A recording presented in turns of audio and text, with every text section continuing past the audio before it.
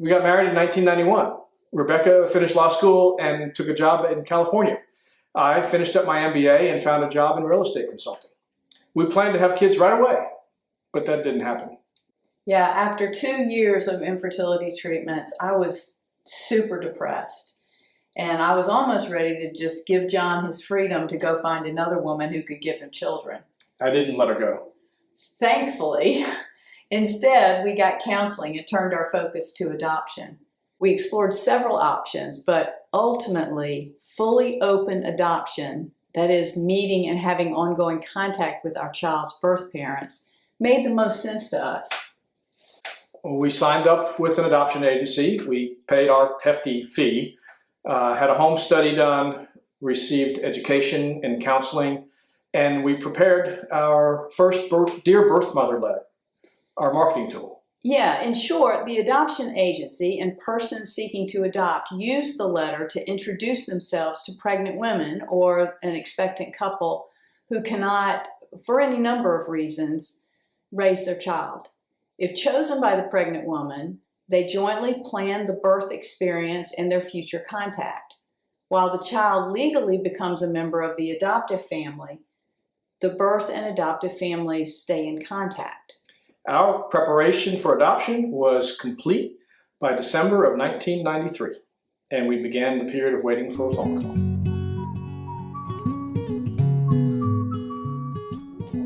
I was married, but we had separated. We had filed for divorce. And then I had been seeing somebody, and I ended up getting pregnant. I had at least reached out to him to let him know, or at least attempted to let him know.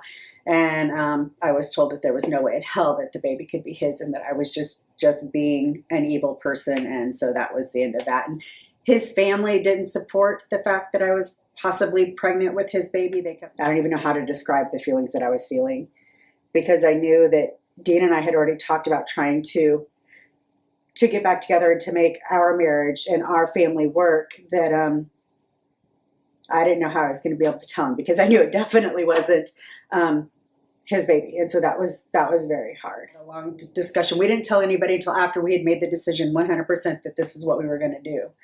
But everybody was supportive, like our family-wise, everybody was supportive. And we didn't really have anybody not. And my girls at the time, they were little, so they didn't really know one way from the other what the situation was. For us, choosing open adoption was liberating. Yeah, when you're going through infertility, people don't know what to say. But when you're going through an adoption process, people can help. They can network for you. They can spread the word. My grandmother and I sat down together because she would straight up tell me how she felt, and there was no sugar punch in the family. So we sat down and we went through, and she helped me, as we were looking at it, not be so materialistic about it. She really helped me to point out the factors that I probably wouldn't be okay. As to how my life was, and I wanted my child's to sort of be the same, but yet have more than I could be able to give that child. So we narrowed it down to 3. In the Falco's letter that they sent out to possible birth mothers, they put in there their love and their joy for children that they didn't have, the interactions that they had with them, volunteering to be coaches that they didn't have to be, taking time to spend time with these children that weren't theirs. And you could just see the love. And then that in my eyes, that's great. You don't get that from just anybody, and you can't fake that. You can't just pretend to be something that you're not. And who's going to be a coach for a bunch of little kids if they don't have to be? We knew we could receive a call from a prospective birth mother at any time. And in January 1994, we did. I was scared as hell to make that first call because I didn't know what it was going to be like. Because out of the 3 that I had broke down to call, the Falcos were the first call that I made. I was struggling with my words to try and even hold a conversation, but I was pretty adamant that I would talk to Rebecca Falco, but I wasn't sure I was comfortable with talking to John just because he was a guy, and I wasn't a real fan of men at this moment in my life. I know it was emotional, but yet calming at the same time, and that is something that I can never put into words how it feels. You get an overwhelming warm feeling, but yet and horrifying feeling at the same time.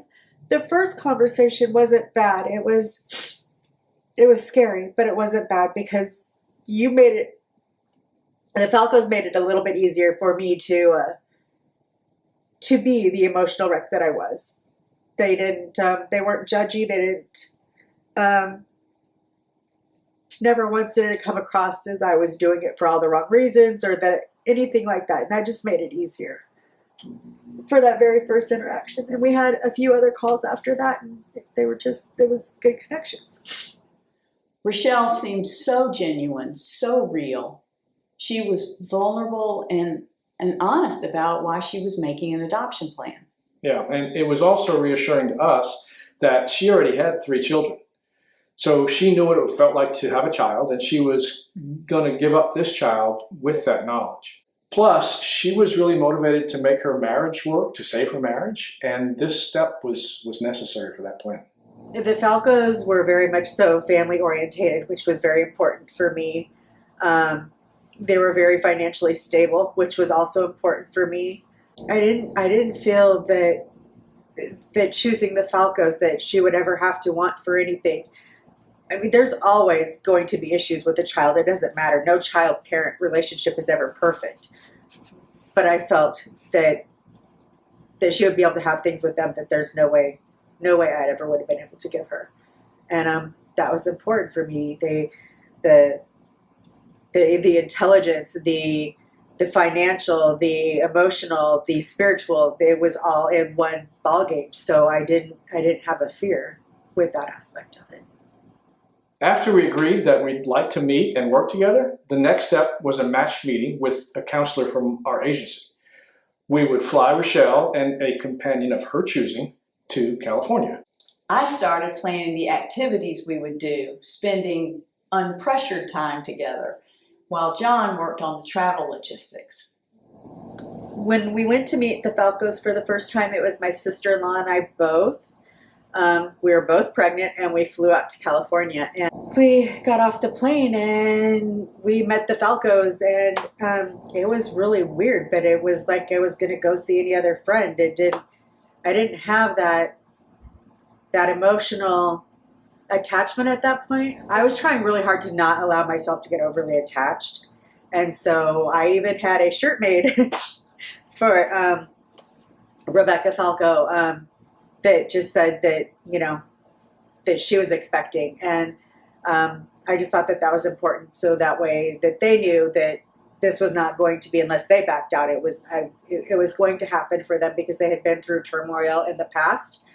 And I was not going to be another turmoil bump for them.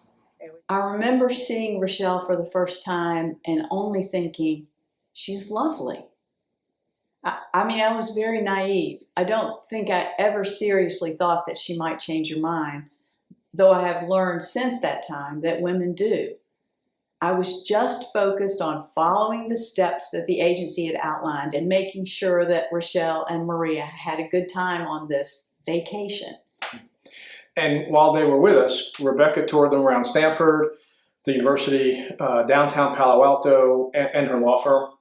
And then they drove to San Francisco and picked me up. And we shopped at Pier 39. We watched the sea lions. And we went to Ghirardelli Square and had chocolate and ice cream. We took a cable car ride to Union Square and FAO Schwartz. We also took the Nebraskans to see the ocean for the first time. But before any of that, we'd met with a counselor at the agency to ask and answer important questions. One highlight for me was that Rochelle gave me an ultrasound picture of her baby.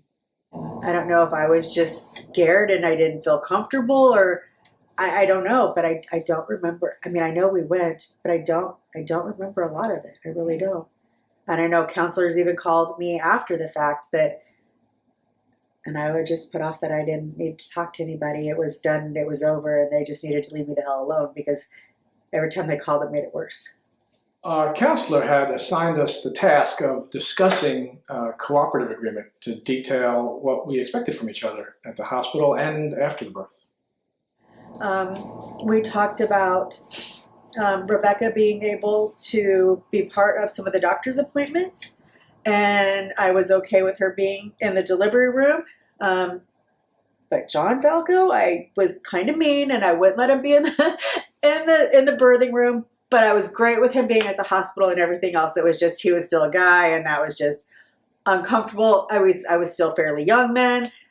Everything we did, we sort of planned together. We talked about the steps we would take and how it would best fit all of us. And it wasn't, I don't feel like I had to make all of the decisions because they were there and helpful with that. So, and then we talked about what it was going to be like after, like when they were ready to leave the hospital, and talked about the fact that the Falcos were actually going to name her Emily Rebecca, but I knew that I still had to give her a name myself because otherwise it just wasn't okay in my eyes. And so I had actually named her Destiny Ryan because she was destined to be here.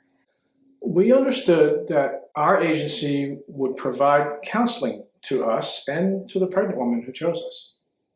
I didn't allow myself to have those feelings. I just kind of tried to shut them out by focusing on what I had at that moment, which was just, being the mom to the daughters that I had at home and working really hard to try and make sure that Dean and I could make things work. And so We talked on the phone, and in April, I flew to Nebraska to meet Rochelle's family, and I got to go with her to her doctor's appointment where we found out that she was having a baby girl. To be honest, I was relieved. I had worried it would be harder for Rochelle, the mother of 3 girls, if she was having a boy. I was enamored with Rochelle's daughters, ages 2, 4, and 6. Meeting them only increased my excitement about meeting the new baby girl.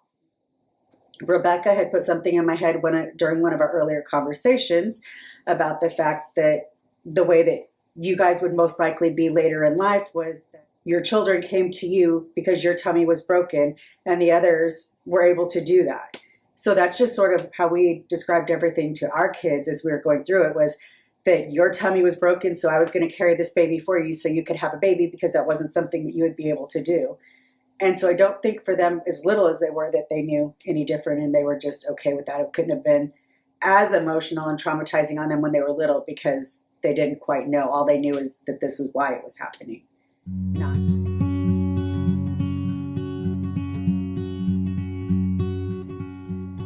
I remember her telling us that she was going to be having a baby and giving it to a family who couldn't have babies, and that was what the adoption plan was.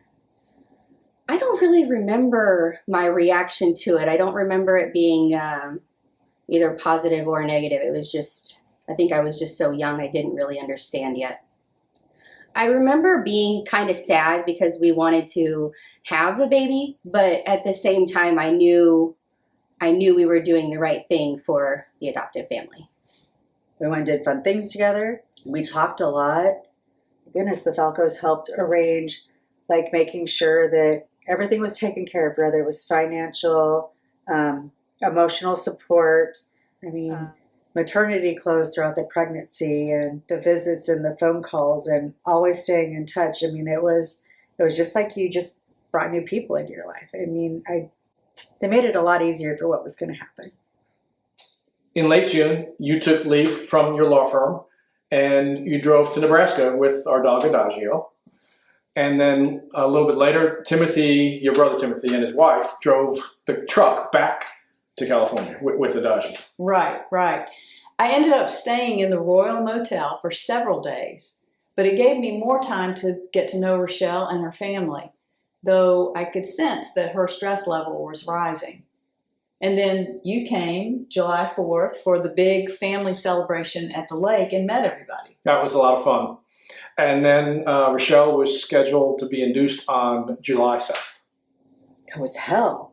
Labor was hell with her. And I think it was not because it was painfully hell. It was emotional. And my baby's like cakewalks. They just quick, boom, bam, done. And I never had issues with dilating. I never had issues with any of that. But then in this pregnancy, I couldn't dilate. It was like I got to 4.5, I believe, somewhere right in there. And I froze and I wouldn't dilate and nothing was working. But when they decided that I wasn't going anywhere, it wasn't getting anywhere, and I couldn't relax, they gave me a hypo just to help me be able to relax a little bit more. And it was not any time at all after that, that if I remember correctly,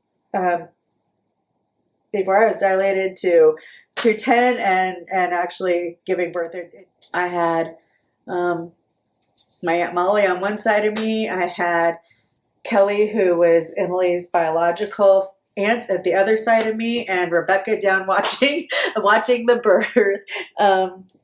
So the hospital experience, as much as it was hard, was also good because I had a really good support system right there with me. I wasn't doing it on my own. Never once did I feel like I was doing it on my own. When Emily was born, Rochelle said, "It's okay, Rebecca, you can cry."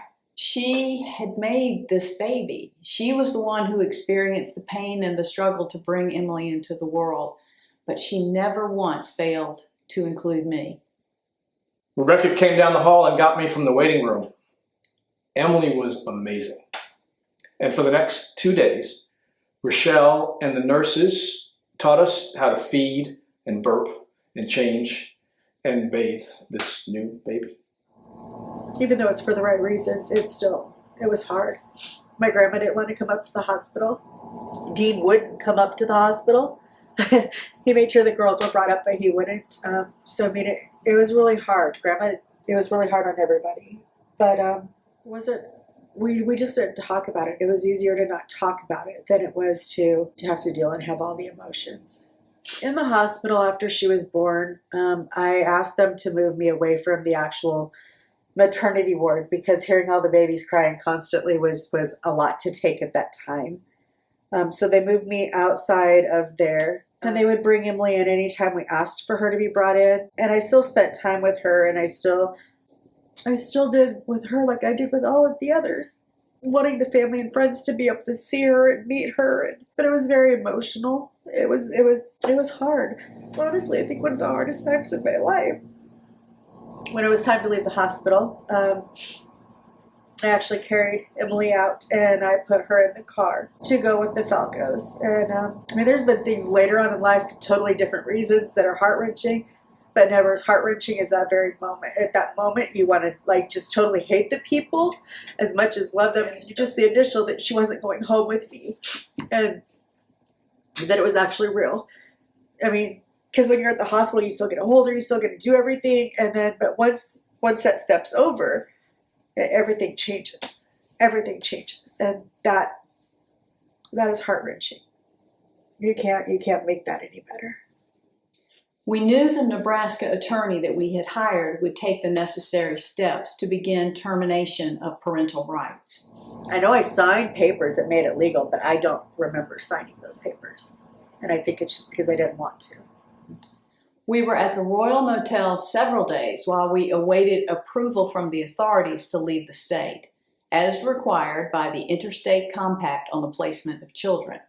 It was terrifying and exhilarating to now be responsible for this precious child.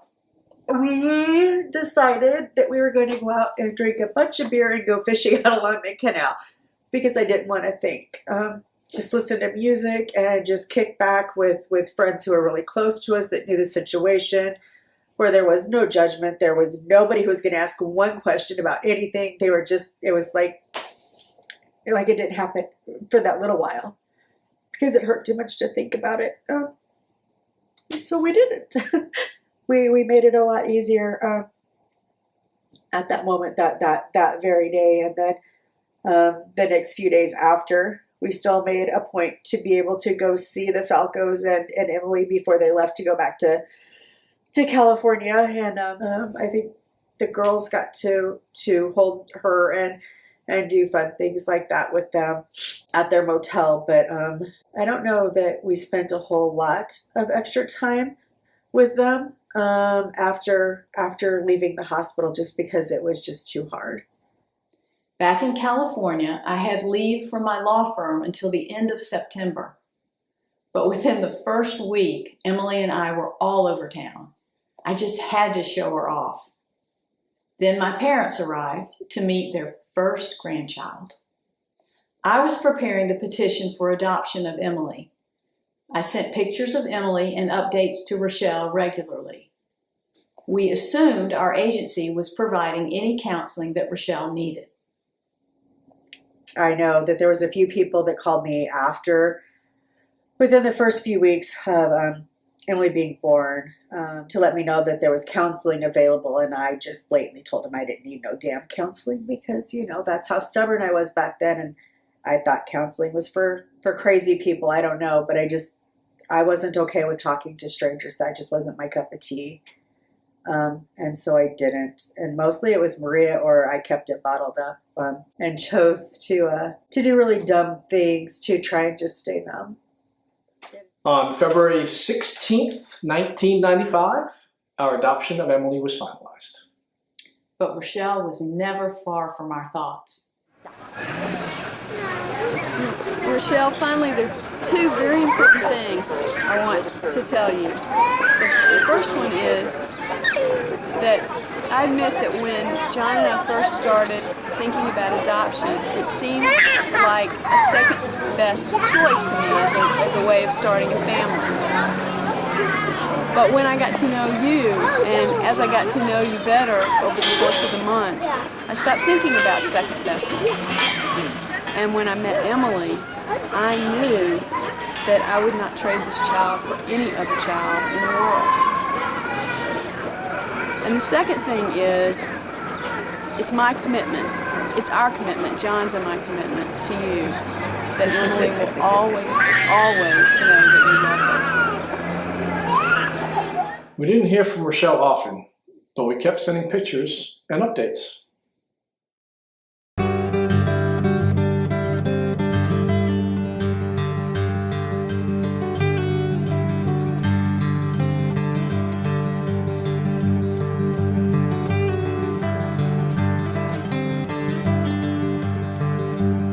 We spent a lot of time that first year traveling to Atlanta, Chicago, New York, and North Carolina, so that all of our friends and relatives could meet Emily. Yeah, the distance from family prompted us to make the decision to move to Atlanta, where John would open a branch of his business, Kingsley Associates, and I would pivot from law to open a branch of the adoption agency that we had used in California, bringing fully open adoption to Georgia. When we moved in June of 1995, we stopped in Nebraska for the first in-person visit with Rochelle since Emily's birth. I remember that Emily had just taken, or right after that taken, her first steps, and I had missed that in part, so that really sucked, but it's one of those things that happens. But John and Rebecca always made sure that they shared everything. So even though I may not have been there, we still got all of the details of everything. So the first trip was rough, but it wasn't as rough because there wasn't quite as much of interaction as trips later on in life got to be.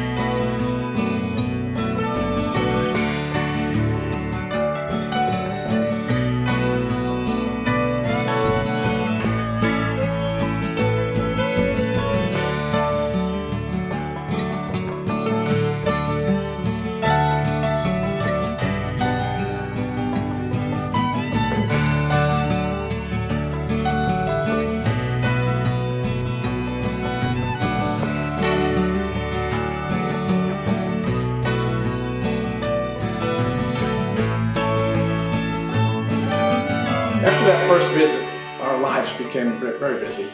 Settling into a new house, setting up and running 2 offices. Then Emily celebrated her first birthday. Happy birthday to you. Happy birthday to you. Happy birthday, dear Emily. Happy birthday to you.